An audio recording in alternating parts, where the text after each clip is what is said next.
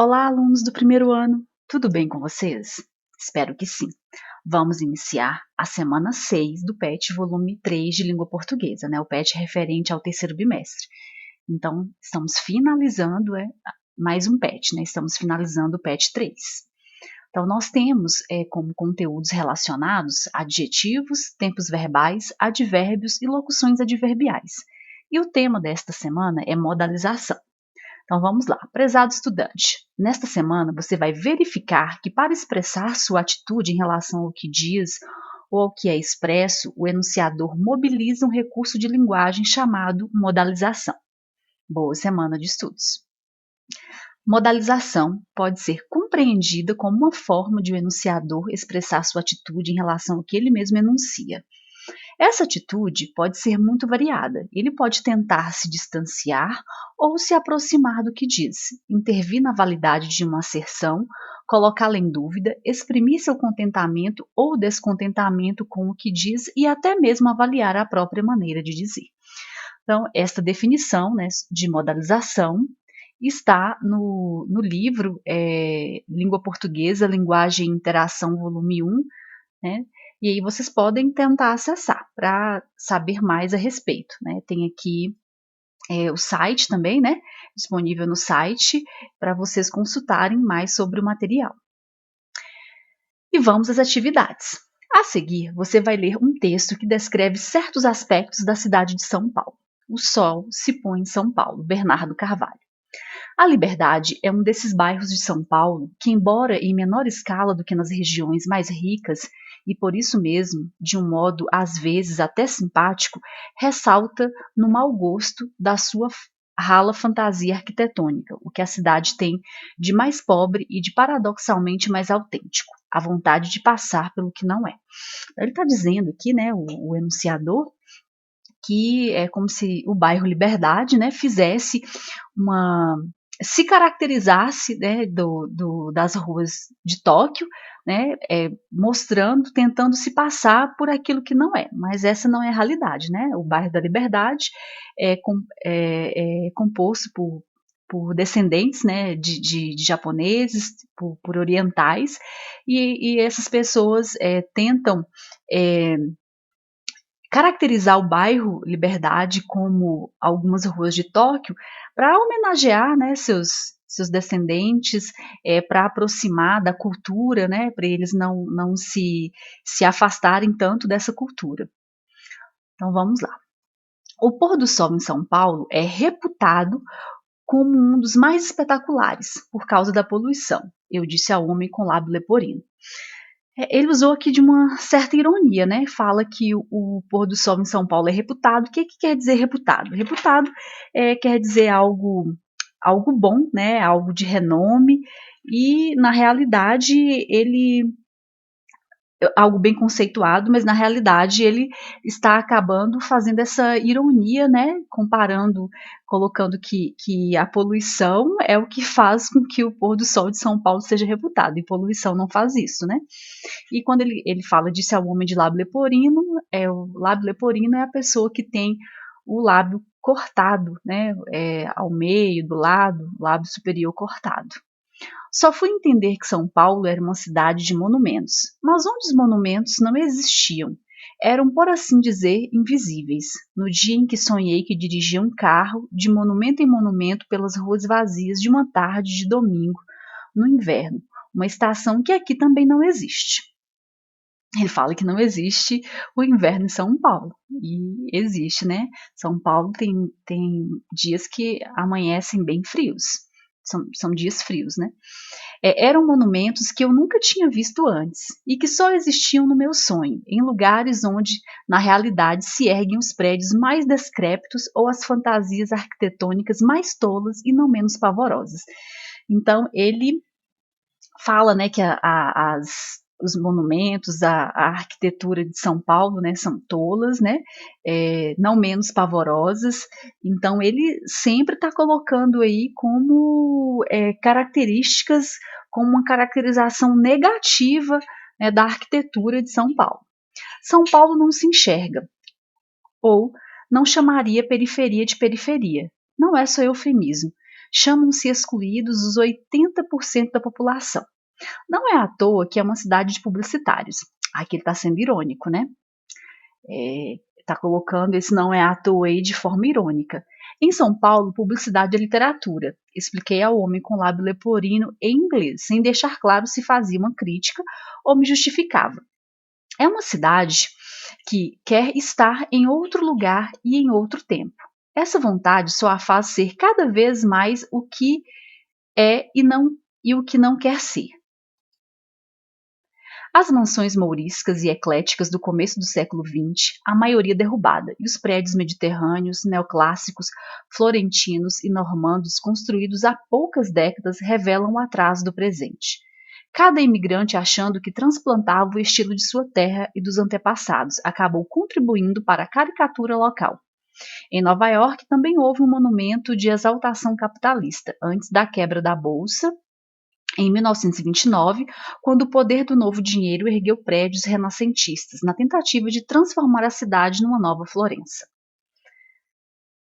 Quase 100 anos depois, o poder do novo dinheiro ergueu em São Paulo, uma cidade sitiada pela miséria e pelo crime, dos quais esse mesmo poder se alimenta, embora tente em vão excluí-los. Prédios de estuque que foram batizados de estilo florentino, na tentativa de imitar a antiga Nova York.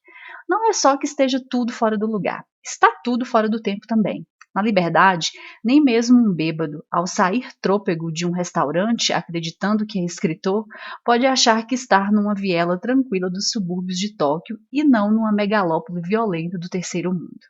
E, no entanto, é disso que as ruas de São Paulo tentam convencer quem passa por elas, que está em outro lugar, no esforço inútil de aliviar a tensão e o incômodo de estar aqui, o mal-estar de viver no presente, de ser o que é. Então, esse texto de Bernardo Carvalho, né, caracteriza a cidade de São Paulo, né, o bairro Liberdade, de uma forma bem negativa. Ele usa muito da ironia, né, de colocar igual coloca reputado. O que é reputado? Né? É algo de grande fama ou de muita consideração. Só que, no entanto, ele coloca para caracterizar um pôr do sol, depois ele coloca que está assim por conta da poluição. Então, ele usa essa parte irônica, né, para fazer essa caracterização negativa, né, da cidade de São Paulo. Então, número 1, no texto em análise, ao empregar um conjunto de adjetivos ou expressões de caracterização, o enunciador vai mostrando aos leitores sua atitude em relação à forma como ele percebe a cidade de São Paulo. Essa descrição constrói uma imagem positiva ou negativa da cidade? Totalmente negativa, né?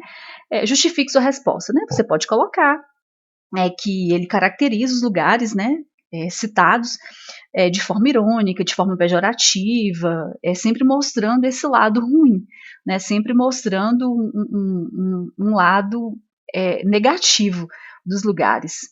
Então, a gente pode tirar também do texto, né, quando ele coloca, né, que o pôr do sol de São Paulo é reputado como um dos mais espetaculares por causa da poluição. Eu não posso colocar que é bom, que é considerado bom por conta de poluição, que poluição é algo ruim. Né? Então aí a gente já coloca essa descrição negativa, né, que ele faz. Dos prédios também, né, ele coloca muitas descrições negativas dos monumentos, dos prédios, né, fala que fantasias arquitetônicas mais tolas e não menos pavorosas. Então vamos à questão 2. Ao descrever o pôr do sol em São Paulo, o enunciador emprega uma expressão, é reputado, que é uma marca de modalização. O que isso mostra sobre sua atitude em relação ao que diz no texto? Praticamente também respondi na questão 1, né? Praticamente já tem essa resposta. Reputado, né, como eu disse, é algo de grande fama ou de muita consideração. Mas, né, no entanto, aí, o enunciador usa da ironia para tratar o pôr do sol, já que indica que a poluição torna-o reputado como um dos mais espetaculares. Então, ele não está exaltando, ele não está colocando como características positivas, né? Ele está sendo irônico ao colocar aqui a expressão reputado para o pôr do sol. A questão 3. Por que o autor afirma que o bairro Liberdade ressalta no mau gosto da sua rala fantasia arquitetônica? a vontade de passar pelo que não é. Ele coloca como se que realmente o bairro Liberdade ele tem características, né, das ruas de Tóquio, né? Porque a rua principal do bairro da Liberdade é inspirada nos designs das ruas de Tóquio. E isso para o enunciador é relatado de forma negativa, pois para ele descaracteriza a identidade do bairro Liberdade, né? Não tem as características da cidade de São Paulo. Mas para os descendentes de orientais, né, que moram no bairro, é uma forma de homenagear, de relembrar as suas origens, como ocorre em outros lugares do Brasil, né? Nós temos cidades no sul do Brasil, né, Blumenau, em Santa Catarina, em que incorpora a cultura alemã e italiana, até porque foi um alemão, né, que praticamente fundou a cidade de Blumenau. E outras cidades do Brasil também que retratam culturas de outros países. Não é vontade de passar pelo que não é retratar a cultura de outros países na arquitetura, na comida, né, de alguma forma. A questão 4.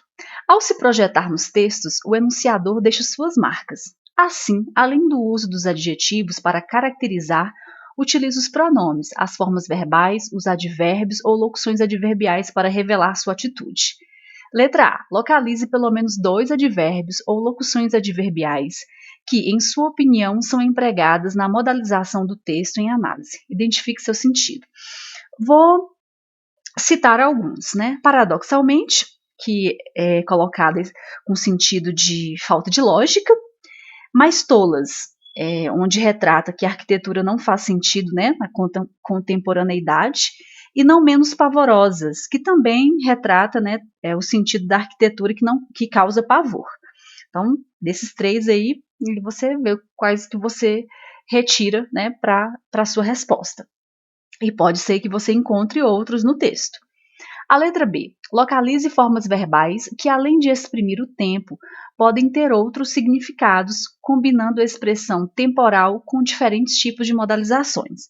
E aí nós temos, né, não chamaria, onde eu coloco aí como uma negação, né, porque tá o não, né, a expressão negativa, com o verbo chamaria, que está no futuro do pretérito.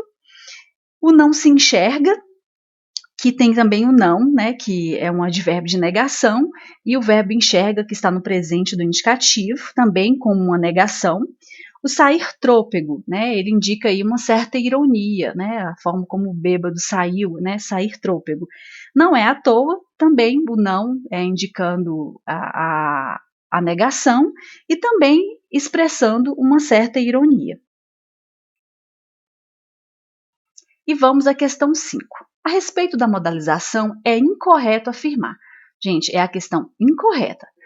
Letra A. Alguns gêneros, como o relato de viagem, as cartas pessoais, a poesia lírica, os depoimentos e os testemunhos, os relatos de memória, os textos memorialistas, entre outros muitos, têm como características a objetividade e a projeção neutra do enunciador. Bom, já identificamos o erro. Relato de viagem, eu vou relatar a minha viagem. Cartas pessoais, eu vou colocar algo sobre mim para alguém, né? Depoimentos, também é algo pessoal. E testemunhos, são coisas pessoais. Relatos de memória, eu vou relatar a minha memória. Então, eles não têm como característica a objetividade, eles têm como característica a subjetividade, que é a realidade representada de acordo com os sentimentos e as emoções. E não tem uma projeção neutra. Não é neutra, né? Realmente a pessoa vai expor os seus sentimentos, então isso não é neutro, né? Então já temos aí a resposta correta, né? Porque é para marcar o incorreto, e o incorreto é esse, porque aqui não seria objetividade, seria subjetividade, e a projeção aqui não seria neutra, né? A pessoa vai se importar, sim, ela vai mostrar os seus sentimentos, então não é de forma neutra. Então seria a letra A a resposta correta. E a letra B? Os textos em que não se podem detectar claramente as marcas do enunciador são considerados objetivos. Sim. Ele não está expondo os seus sentimentos, né, a sua opinião é objetivo. A C. A modalização pode ser compreendida como uma forma de o enunciador expressar sua atitude em relação ao que ele mesmo enuncia. Também. Ele está expressando os seus sentimentos, né? O que ele quer passar. A letra D. O enunciador pode ter uma atitude muito variada. Ele pode tentar se distanciar ou se aproximar do que diz, intervir na validade de uma asserção, colocá-la em dúvida, exprimir seu contentamento ou descontentamento com o que diz e até mesmo avaliar a própria maneira de dizer. Essa letra D está até no início aí da semana 6, né? Então, é verdadeira. Uma assertiva que é correta, né? A letra E. Nos textos em geral, orais ou escritos, ao empregar palavras ou outros recursos como gestos, imagens, o enunciador mobiliza um recurso de linguagem para expressar sua atitude em relação ao que diz e ao que é expresso, certinho? Então, a alternativa incorreta é a letra A, tá? Que não tem a ver com os gêneros textuais que foram citados. Então, terminamos, né? Nós temos aqui a referência, se vocês quiserem dar uma olhadinha. Despedida. Querido ou querida estudante, chegamos ao final de mais um plano de estudo tutorado. Parabéns pela sua dedicação, garra e disposição. Continue se cuidando, né? Vamos continuar nos cuidando, porque a pandemia ainda não acabou. Então, encerramos o PET 3, né, a semana 6 aqui do PET 3, do terceiro bimestre. Espero ter contribuído com o aprendizado de vocês. E nos vemos aí no PET 4, né, o PET referente ao quarto bimestre. Fica aqui o meu forte abraço para vocês e espero que estejam se cuidando. E até a próxima.